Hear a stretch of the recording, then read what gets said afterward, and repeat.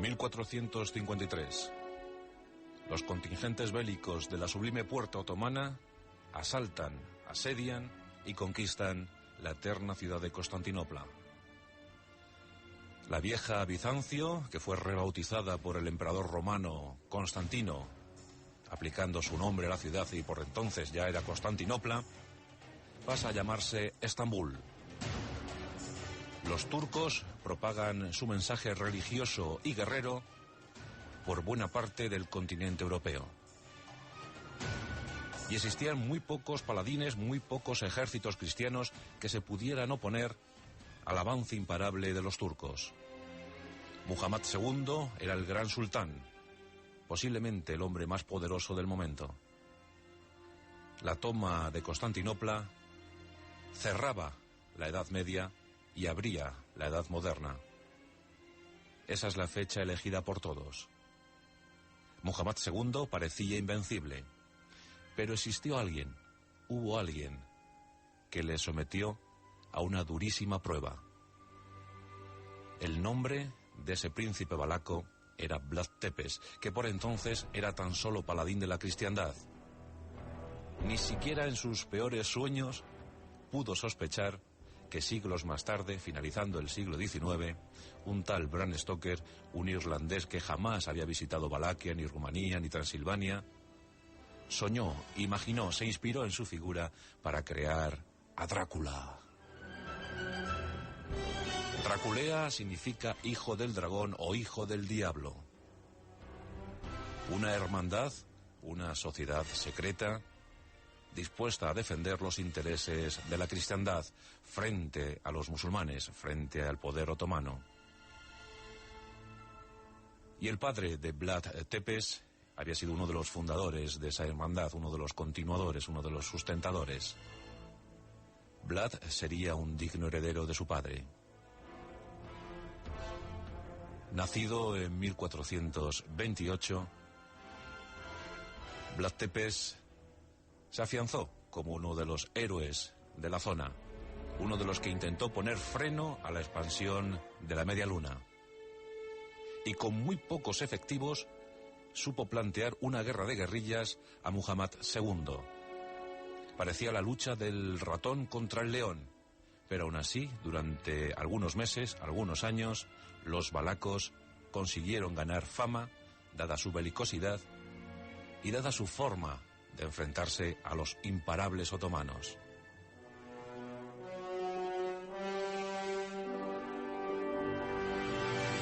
Vlad Tepes pasa a la historia como el gran empalador, como un tipo sin escrúpulos, capaz de ajusticiar a miles de sus prisioneros. En ese momento, los contingentes otomanos se contaban por cientos de miles. Los guerreros otomanos eran considerados como los mejores soldados del momento, pero los valacos se hicieron merecedores también de grandes elogios. Vlad Tepes contaba con un ejército diminuto, apenas 10.000 hombres, y con ellos se enfrentaba a más de 250.000 guerreros de Muhammad II. Pero los valacos eran duros, y su jefe aún más. No había cuartel. La política era tierra quemada. Ni un solo grano de trigo para los turcos. Vlad Tepes fue tan riguroso que en ocasiones llegó a hacer ajusticiamientos multitudinarios. 3.000, 8.000, en una ocasión 24.000 prisioneros turcos fueron empalados, fueron ensartados en palos de madera e izados, configurando así un inmenso bosque de piezas humanas atadas a un palo. Cuenta la leyenda que el propio Vlad Tepes disfrutaba con este espectáculo e incluso mojaba pan en la sangre de sus prisioneros. Trataba de infundir terror al enemigo. Sus acciones fueron tan despiadadas que la propia Estambul comenzó a ser evacuada, pensando que sufriría al implacable Vlad Tepes. Muhammad II envió un ejército y una gran flota, una flota que empezó a remontar el río Danubio. Por tierra, 250.000 hombres. Y frente a ellos, los 10.000 valacos de Vlad Tepes. La guerra fue obstinada, encarnizada. No había tregua. Vlad Tepes utilizaba a sus hombres como guerrilla. Golpeaban en la noche, masacraban, huían. Eran sombras, fantasmas, a los que no se podía capturar. Muhammad II estaba desesperado. Por si fuera poco, la peste hizo presa en su ejército.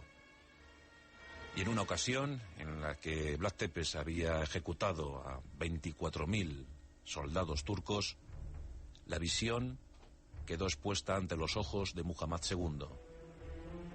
Viendo cómo mermaba su ejército y temiendo lo peor, acuñó una frase inmortal. Nos vamos.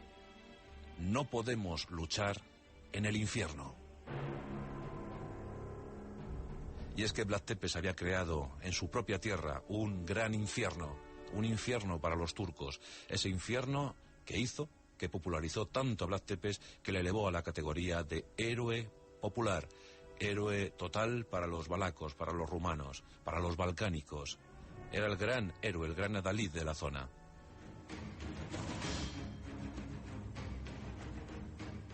Pero en 1462, a petición de Muhammad II, el rey Matías Cervino capturó a Vlad Tepes y le internó en una cárcel. Y en ella estuvo 12 años.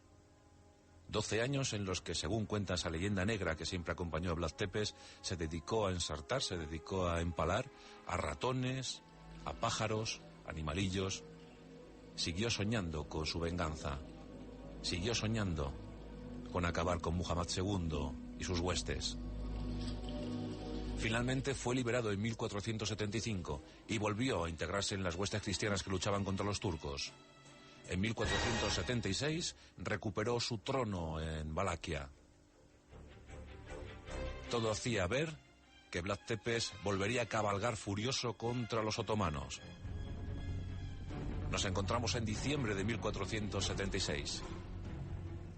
Vlad Tepes está examinando, está explorando el territorio. Le acompaña su escolta personal de 200 hombres. El grupo cae en una emboscada. Luchan con determinación, con auténtico fanatismo. Tratan de proteger a su jefe, a Vlad, al empalador, al mito de la cristiandad. Pero los hombres de Muhammad II eran muchos más, mucho más numerosos. Y fueron acabando uno a uno con la guardia personal de Vlad Tepes. Tan solo sobrevivieron 10. 190 muertos sobre el campo. Vlad Tepes capturado por los otomanos. Capturado y ejecutado.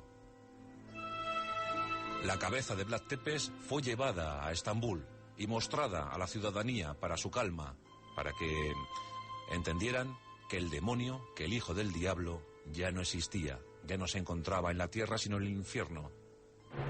Ese infierno que había trasladado desde el inframundo hasta la superficie. Estambul respiró aliviada. Y los hombres de Muhammad II, la sublime puerta otomana, pudieron seguir con su avance y llegaron hasta las mismísimas puertas de Viena. Pero aquel mito, aquella leyenda de Vlad Tepes perduró y se extendió durante los siglos. Y finalmente acabó en un libro, Drácula, Bram Stoker, un libro, por cierto, prohibido en Rumanía hasta 1992. Nadie se veía representado en aquel personaje creado por Bram Stoker.